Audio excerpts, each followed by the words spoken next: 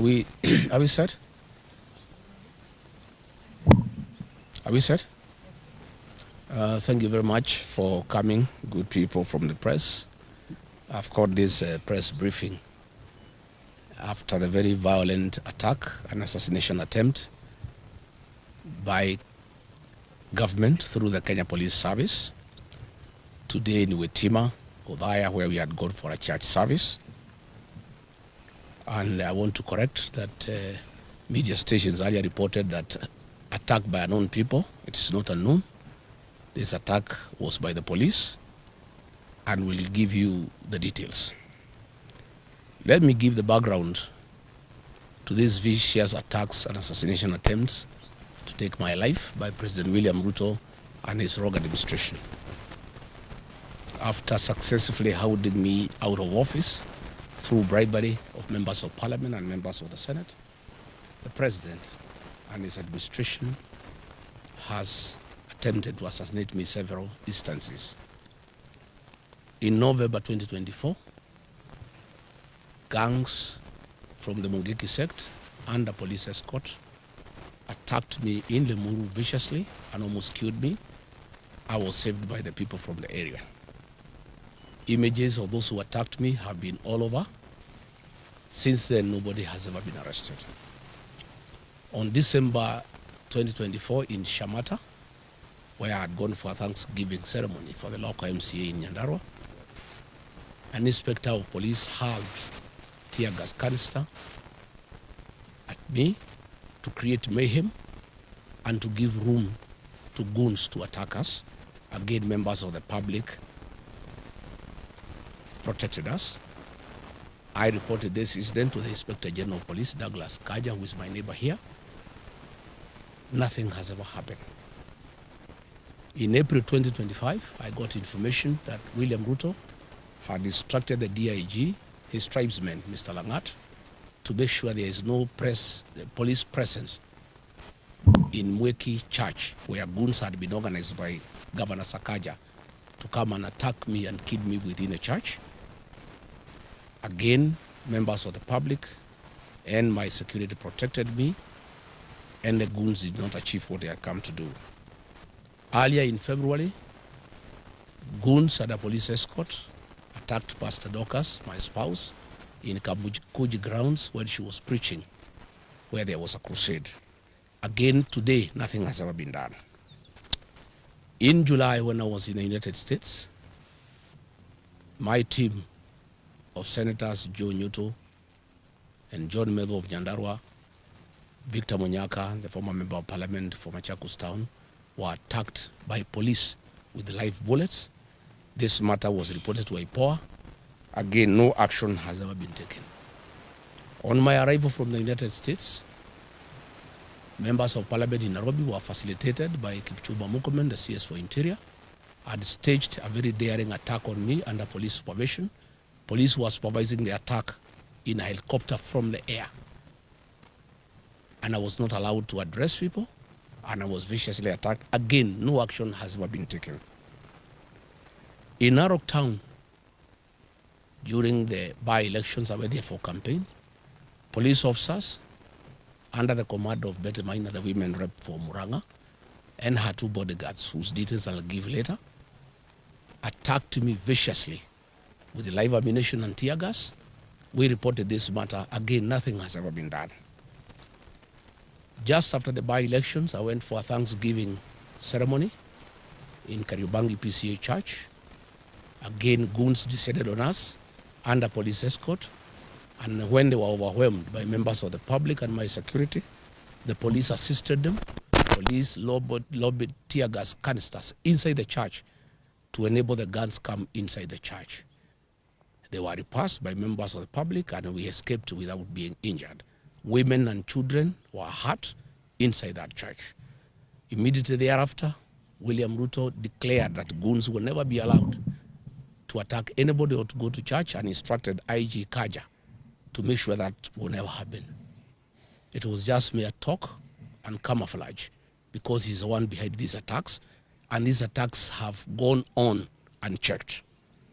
Again in Gatundu, last Sunday, goons attacked us Goons were organized by Moses Kuria and the MP for Thika Town, Alice Nganga, the MP for Katodo South, Bwana Kangombe, and under police supervision, attacked us viciously, attacked the church, and police threw tear gas canisters inside the church at Kemoria, injuring women and children. Today in Witima ACK Church, a gang of us 15 police officers, rogue police officers, under the command of 2 bodyguards belonging to that guard Betty Maina, the women rep from Raga, Peter Wainaina Kapuga, telephone number 0723-506-647, and another bodyguard of Betty Maina, John Maina, aka Birash, telephone number 0712-791-609, and another goon from Muranga, Abros Manyeki Njeri, telephone number 0710-788-577, converged at the Kamunyaka home of Eric Wamombi, the Member of Parliament for Mandera, in the morning for breakfast and briefing. They later moved to Witima with the AK-47 rifles and tear gas canisters and descended on the church. They injured women and children and hurt many people. The police touched one of my vehicles, KDK 002, a Toyota Land Cruiser. They deflated tires of all the people who were in church and caused untold damage to vehicles. They beat people outside the church mercilessly. The goons that came, they were in an Nissan Matatu, KDR 467N from Namu Shato. XN 467 X from Namu Shato. These are the people who attacked the church, and they had AK-47, and we have corrected some cartridges, 7.62 millimeter. They are here from AK-47, and they had come to kill, and they were baying for our blood. And people have been left in anguish, wondering why their own government can turn against the Church of Christ and turn against leaders. I've heard Murkomen saying that they are going to investigate. How can Murkomen investigate himself? How do police investigate themselves? These people came with a police vehicle, GK vehicle, GKB 765X, and another one from Marawa police station that ferried goons and police officers from Muranga. After the attack, the goons have retreated to Wamombi's home in Kamunyaka, where they are now, together with the police, where they are having lunch and drinks.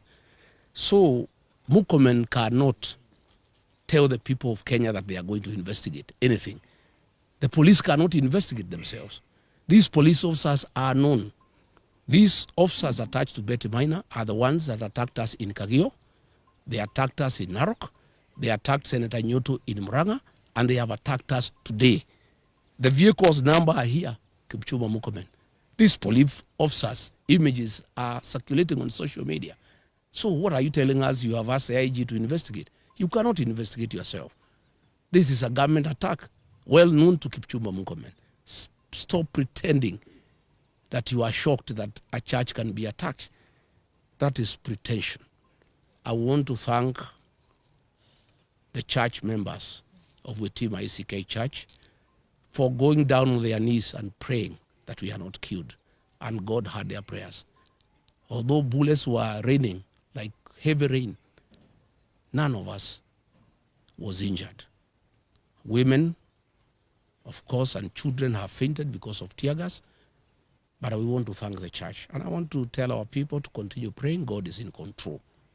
God is in control. And all these things will come to pass. I want to ask Murkomen, for 40 minutes, police attacked the church. Where were the local police officers from Udaya police station? 200 meters away. Which is 200 meters away from where we were. How can an attack on a church take place with live bullets and tear gas for 40 minutes? And then the CS Interior is saying he's going to investigate. There's nothing to investigate because this attack was organized by government, by the police, and by the 2 members of parliament, Eric Wamombi and his wife, and they are now with the police officers celebrating in Kamunyaka, here in Mandera. the area member of parliament, and of course the area member of parliament for Udhaya, Mheshimiwa Wainaina. I wonder why Mheshimiwa Wainaina, you would send people to attack the people who elected you. The people of Karema gave you their votes. Why would you send police to attack them in church? Let me wind up by saying the following. We are indeed not surprised that William Ruto has turned against the Church of Christ, and he has turned against women and children. This is part of his political DNA. It is in public knowledge that William Ruto organized an attack on women and children in Kiambaa Church in 2008, the first 2 days. On 2nd January 2008, children and women were burnt alive in church. It is William Ruto who organized that attack. And when he came and became our friend, we forgave him and we thought that he had changed his bad ways. But as soon as he became president, he went back to his old habits. He has a serious problem with the Church of Christ. He has a bone to pick with women and children. He attacked women and children in Mweki, PCA. He attacked women and children in Kariobangi. He attacked women and children in Gatundu. Today he has attacked women and children in Wetima. William Ruto, we had thought that you have changed your bad habit of killing women and children in church. Apparently you have not changed. You have even become more vicious as president, because now you have power, you have the police, and you have everybody to back you up. But I want to tell you, for every life lost, for every attack on women and children, God is seeing you, and God will punish you. We want to appeal to the international community to come through for Kenya. William Ruto is setting the stage for civil strife ahead of the elections because he knows he's losing. He wants Kenya to be like Tanzania or like Uganda.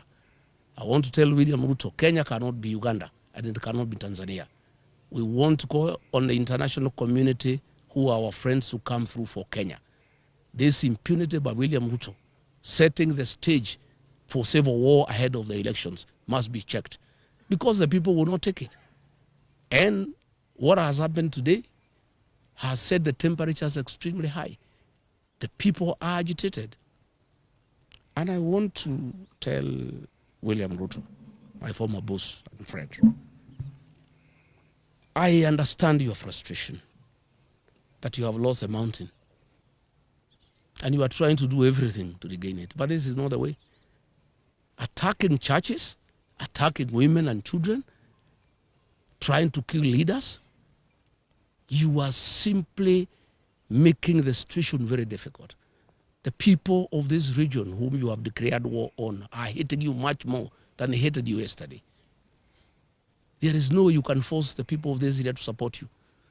And use of police and goons will not help you. And this is just making the situation more complicated. I want to call on Kenyans to pray for our country. Our president has gone rogue. He has panicked because of the impending loss of power in the next general election. And he has become extremely dangerous. Nobody is safe anymore. If he can attack the church that prayed him into power, I think he has gone rogue. And this is totally unacceptable. I've seen a lot of nonsense by government bloggers trying to say that we can stage manage our own attack. Where can we get access to tear gas? Is it sold in a supermarket or in Gikomba? Where do we get access to AK-47 assault rifles? Where do we get access to government land cruisers? Where do we get access to police uniform? We can't. And Kenyans are not foolish.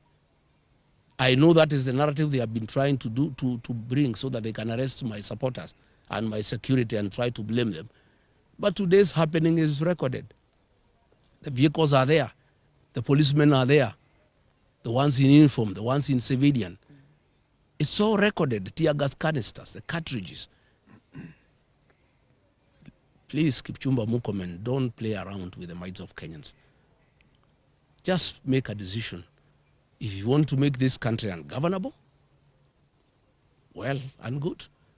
If you have decided to use the police to kill, go ahead. And I want to invite the members of the National Security Council outside William Ruto, Kithure Kindiki, and Kipchumba Murkomen. Those three have stopped thinking, and they really don't care about the security of this country. I want to ask the Chief of Defense Forces, the IG, the Director General of NIS, to sit down President William Ruto and tell him that if Rigathi Gachagua is assassinated or injured, there will be turmoil in this country, and there will be instability in this country. And what he's doing is wrong. And somebody must talk some sense into the president. And there is no way he can be president by force. He was elected into office as a very popular president. He has goofed by doing all the wrong things and antagonized the people of Kenya. And when he is in a hole, the first thing you do, you stop digging. He's digging further by unleashing violence on the Church of Christ, on elected leaders, on women, on children. He's just making the situation worse. I'm told they are very bitter that I talk to the people of northeastern Kenya and enlighten them that their suffering have nothing to do with the marginalization, but misuse of public funds and lack of accountability by their own leaders. And he is afraid that he was banking on the support of the Northerners, and that may not be forthcoming. I am told they were very bitter about the 2 mega rallies I did in Kagumo, in Kirinyaga, and Karatina, and they wanted to make sure that I don't do meetings in Udhaya and Kieni. I want to say that I am undeterred, I'm on board, I'm not intimidated. We shall continue with the journey to liberate this country. We shall continue. And I want to ask our supporters to be steadfast. Our young people to continue protecting our meetings against goons. But now they have changed gear. Instead of using goons, because they realize from Gatundu, the people have said no to goonism and they'll deal with the goons. Now they are using the police to attack the people of Kenya. They are using police with live ammunition and tear gas to cause havoc. How do police who are in charge of security and law and order the source of insecurity in their own country? How do police turn against innocent women and children and beat them and fight them with the live ammunition, with the tear gas? I think the president has gone berserk. The reality that he'll be one term is too much for him to comprehend, and he has lost his head. I think we want to call the president to order. William Ruto, you killed our children and women in Kiambaa Church. Please stop attacking churches. Stop attacking women and children. Stop attacking leaders. Today, William Ruto, I want to assure you, this mountain is lost. Even if you killed Rigathi Gachagua, the mountain will not come back to you. It will even be more difficult for you than it was when I'm alive. Even if you injure me or you injure these leaders, the mountain gets away from you every day. The more you fight us, the more you unleash violence on us, the more you attack our churches, the more you attack our women, the more you attack our children, the more the mountain distances itself from you. And people are regretting having voted for you because they knew you are not a good person. You had killed women and children in church, and they forgave you, thinking you have changed your ways. Kumbe, you are still the same person. I want to thank the Reverend at Witima ACK Church and the clergy and the lay leaders and the choir. They are the ones who saved my members. They gave them uniform for the choir and were able to sneak out of the church. One of the Reverend gave his robes and uniform to one of my bodyguards who was targeted to be shot. And he was able to escort me looking like a priest. And when they saw he's a priest, they did not shoot him. They wanted to shoot him. I want to thank them. I want to thank the church. I want to thank our women and our children for the prayers. I want to thank the Christians. Kenya is a resilient nation. All these things will pass. And I want to tell the people of Kenya, the darkest hour is just before dawn. We are just about to get there. I think the worst is just about to be over. And I can't understand how William Ruto has turned about against the 2 blocks of Kenyans that voted him into power. The Church of Christ prayed him into power. He has turned against the church. The Mount Kenya region that gave him almost 4 million votes, he has declared war on the mountain. I don't understand him anymore. I don't know why he has turned against the church and the people of the mountain. I want to address the people of the mountain. Please don't be intimidated. You have a right to elect whoever you want, and you have done nothing wrong by saying you are not going to elect William Ruto. Don't be intimidated. Be courageous. Be strong. We'll win this journey. So as I wind up this press conference, I want to thank the members of parliament here for their courage and for their lessons. I know it is not easy. It is difficult, but we'll conquer. No retreat, no surrender. Thank you. Thank you. Good.